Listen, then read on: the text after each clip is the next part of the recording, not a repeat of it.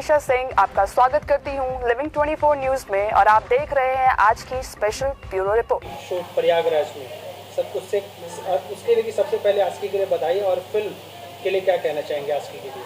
बोलिए बगम भैया, आप बोलिए पहले आप। सबसे पहले मैं बाबा मोशन पिक्चर्स प्राइवेट लिमिटेड की तरफ से आप सभी को बहुत बहुत नमस्कार करता हूं और साथ ही बाबा मोशन पिक्चर्स प्राइवेट लिमिटेड के प्रोड्यूसर हमारे प्रदीप शर्मा जी, जो कि हम लोगों पर इतना विश्वास करते हैं क्योंकि कभी वो सेट पर आते नहीं हैं और कभी आज तक कभी किसी चीज़ को उन्होंने पूछा नहीं, बस ये कहा कि आपको जहाँ पर सुविधाजनक शूटिंग स्थल मिल जाए वहाँ पर आप कर दीजिए।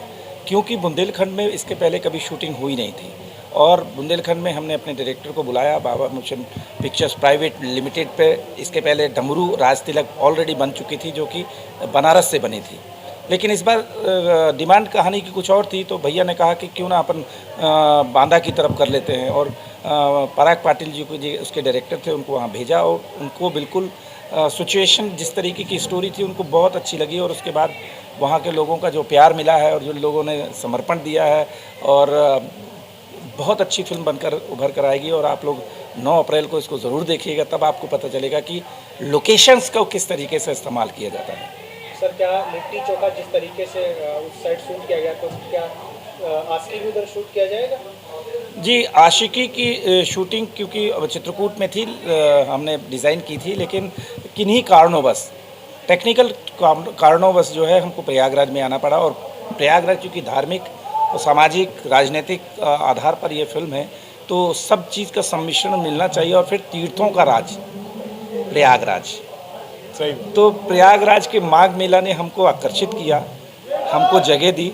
हम इसके लिए संपूर्ण प्रयागराज वासियों को धन्यवाद देते हैं और उन्होंने एक्सेप्ट किया है और जिस तरीके से हमारा तारतम्य बढ़ता चला जा रहा है, लोगों का सहयोग निरंतर हमको मिल रहा है, प्रशासन का सहयोग हमको मिल रहा है, यहाँ का छोटे से छोटा और बड़े से बड़ा व्यक्ति हमारे साथ जुड़कर हमारी इस कहानी के साथ जुड़कर फिल्म के निर्माण में हमारा सहयोग कर रहा है, उनको बहुत बहुत धन्यवाद देता हूँ और प्रदीप शर्मा जी से कहूँगा कि प्रयागवासियों को ज़रूर धन्यवाद एक बार बोलूँ। सबका बहुत बहुत धन्यवाद कि आप लोगों के इस शहर में हम लोग ये शूटिंग कर रहे हैं आस्की की और तीर्थराज जैसा भैया ने बताया, तीर्थराज और हमारी फिल्म की जो स्टोरी भी है वो कमोबेश धर्म के इधर उधर ही घूम रही है, तो इसलिए ये प्लेस हम लोगों को चाहिए ही था और पदम भैया ने सब कुछ यहाँ पर आपके शहर में सब कुछ अच्छे से मैनेज किया, प्रशासन ने बहुत सहयोग किया, अभी भी कर रहे हैं, तो ये बहुत अच्छा अच्छी यहाँ पर फिल्म बन रही है आशिकी।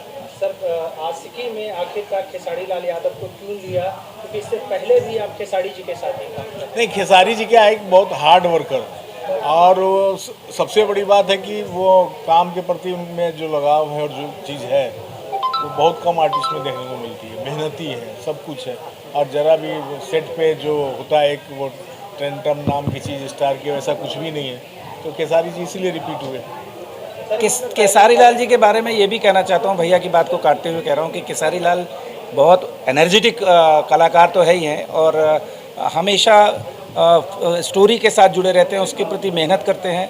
हमारी जो अगली फिल्म है सबका बाप अंगूठा छाप, क्योंकि निरहुआ जी के साथ हम ऑलरेडी 2-3 फिल्में हमने उनके साथ की हैं, उनके काम को पैशन को लेके और इतने सरल हैं, इतने बड़े अभिनेता होने के बाद सरलता और सहजता इतनी आसानी से है कि किसी भी कलाकार को, जो सहयोगी कलाकार होते हैं, उनको जिस तरीके का सपोर्ट मिलता है तो उनका भी उनके माध्यम से उनके भी कला में निखार चला जाता है। तो हम अपने इन दोनों कलाकारों को, चाहे केसारी लाल जी हों, दिनेश लाल जी हों और या फिर कल्लू जी हों, इन सब के साथ काम करके हमको बड़ा आनंद महसूस किया और हम आनंद महसूस करते हैं।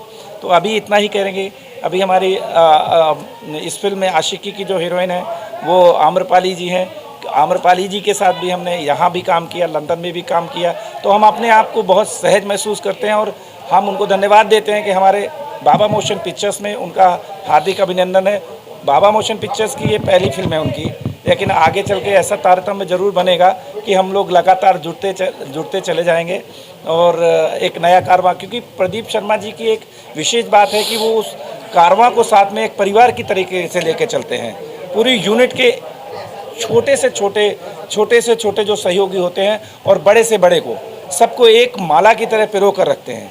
तो इसके लिए हम प्रदीप शर्मा जी को बहुत बहुत धन्यवाद देते हैं और साथ ही उनको इस बात पर भी वो हम पर विश्वास करते हैं, तो हम भी उनके विश्वास की कसौटी पर खरा उतरने की कोशिश करते हैं। सर प्रदीप बात करें, हाँ बोलिए। जी बोलिए। कुछ नहीं प्रदीप, ये आपने आम्रपाली दुबे को ही क्यों लिया, क्योंकि इससे पहले आम्रपाली दुबे खिसाड़ी जी के साथ 2 गाने में नजर आई, तो ये कंबाइन कैसे हुआ कि बड़े पर्दे पर लेके साथ में आए? नहीं, आम्रपाली जी सुपरस्टार हैं और मैंने अभी तक उनके साथ कोई काम किया नहीं था, तो जो काजल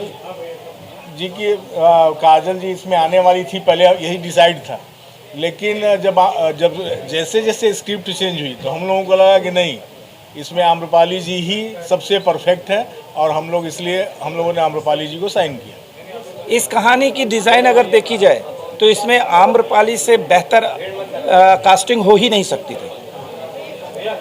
सर फिल्म की शेड्यूल फर्स्ट शेड्यूल में कंप्लीट होने वाली है या फिर? हमारी हर फिल्म फर्स्ट शेड्यूल में ही ख़त्म होती है और ये भी हम ख़त्म करके ही जाएंगे। इस फिल्म को लेकर ऑडियंस से क्या कहना चाहेंगे? ऑडियंस से कहना चाहेंगे कि देखो, अभी हमारी जो पहली फिल्में थी आप लोगों ने बहुत प्यार दिया, डमरू, राज तिलक, उसके बाद अभी लिट्टी चोखा आने वाली है 9 अप्रैल को, उसको भी प्यार दीजिए। और सबसे बढ़कर अभी जो हम लोग आशिकी फिल्म कर रहे हैं ये बहुत ही अच्छी बन रही है। एक नए गेटअप में हमारे दोनों सुपरस्टार्स नज़र आएंगे आपको। कहानी अलग है, समाज को लेके ताने बाने में बुनी गई है, ऊंच नीच का इसमें भेदभाव को दिखाया गया और उसको दूर करने का तरीका भी बताया गया है। तो आप एक बार ज़रूर इस फिल्म को देखने आइएगा जब भी ये रिलीज हो। एक बात और कहना चाहता हूँ कि बाबा मोशन पिक्चर्स जो भी पिक्चर बनाता है वो ऐसा कॉन्सेप्ट उठाता है कि उसमें सामाजिक विसंगतियों को दूर करने का प्रयास किया जाए। तो हमारा एक ये भी टारगेट रहता है कि किसी न किसी माध्यम से अगर कोई विसंगति किसी तरीके की है, अंधविश्वास है, रूढ़िवादिता है, तो इस चीज़ को हम किस तरीके से ख़त्म कर सकते हैं, तो वो संदेश हम पहुंचाते हैं।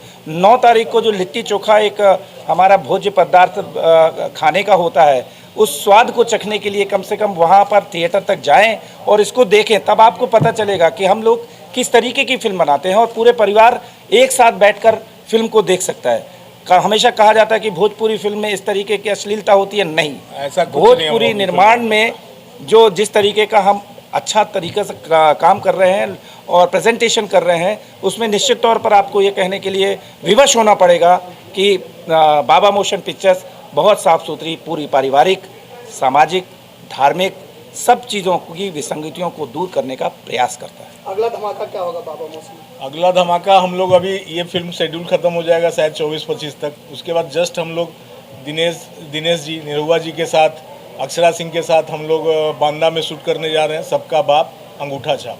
वो भी ज़बरदस्त स्क्रिप्ट है और दिनेश जी पहली बार उस तरह के रोल में नज़र आएंगे, मज़ा आएगा पब्लिक को। दिनेश जी का कॉपरेशन, जैसे ही उनको ये फिल्म के बारे में पता चला कि हम ये बांदा में शूट करेंगे, उछल गए। उन्होंने इतना सहयोग दिया, नहीं बहुत सहयोग, हम ये बांदा में ही करेंगे। और उन्होंने सबसे पहले वंदन किया कि राजापुर के गोस्वामी तुलसीदास जी वहाँ थे, जहाँ मैं एक बार गया था और वहाँ का उनका मंदिर देखा था। हम भी अपने आप को बहुत उत्साहित महसूस करने लगे कि जब हमारा मुख्य अभिनेता इस बात को कहता है तो हम भी गदगदा जाते हैं। जी पदम जी, बात करें बुंदेलखंड की, तो आप और एक इंडस्ट्री की मांग भी करते हैं, तो खास क्या है बुंदेलखंड जो आप पर्यटन स्थल बढ़ावा देना है या शूटिंग हब बनाना है? बाबा मोशन पिक्चर्स से जब ये अप्रोच किया गया कि यहाँ पर आप लिट्टी चोखा बनाइए, उस दौरान हम लोगों ने कई जगह की लोकेशंस देखी। मैं बुंदेलखंड से हूँ, इसलिए अपनी मातृभूमि को कौन प्यार नहीं करता है, लेकिन अगर उसमें खासियत हो, उसमें संभावनाएं हो, तो उसका प्रेजेंटेशन होना चाहिए। हम मुंबई में काम करते रहे, गुजरात में भी काम किया, हमने मध्य प्रदेश में भी काम किया, अनेक राज्यों में काम किया, लंदन में भी हमने काम किया, लेकिन उसके बाद भी हमने अगर बुंदेलखंड में इसका प्रचार प्रसार करने की कोशिश की तो हमें ये लगा कि जिस तरीके से थेम्स नदी पे पूरा लंदन बसा हुआ है, तो क्यों नहीं, जबकि सबसे ज़्यादा राजस्व बुंदेलखंड से ही आता है, तो केन नदी को थेम्स नदी में परिवर्तित करके क्यों ना उसको पर्यटन स्थल बनाया जाए। उसका सबसे बड़ा माध्यम जो होता है वो फिल्म होती है। फिल्म क्योंकि मनोरंजन का साधन है, मनोरंजन साधन को मनोरंजकता के साथ देखा जाएगा। और इस बुंदेलखंड में क्योंकि ऐतिहासिक परिवेश में उसका बहुत महत्व त्रेता युग से लगा कि अगर देखा जाए और आज के परिवेश में भी देखा जाए तो वहाँ पर ऐतिहासिक पुरातत्व के बहुत सारी चीज़ें मौजूद हैं जिसको हम फिल्म के माध्यम से और प्रसारित कर सकते हैं। तो हमारा बुंदेलखंड में काम करने के लिए ये भी है कि एक अगर उधर रोजगार की बहुत बुरी स्थिति है। अगर वहाँ पर लोग रोजगार के माध्यम से भी जुड़ते हैं और उनको मिलता है तो ये एक बड़ी बात होती है। दूसरी चीज़ वहाँ की जो शौर्यवीरता की जो बात होती है, बंदूकों का लेना जाना, बुंदेलखंड का एक प्रचलन है, लोगों को जो है बंदूक टांग कर चलने का बड़ा शौक है।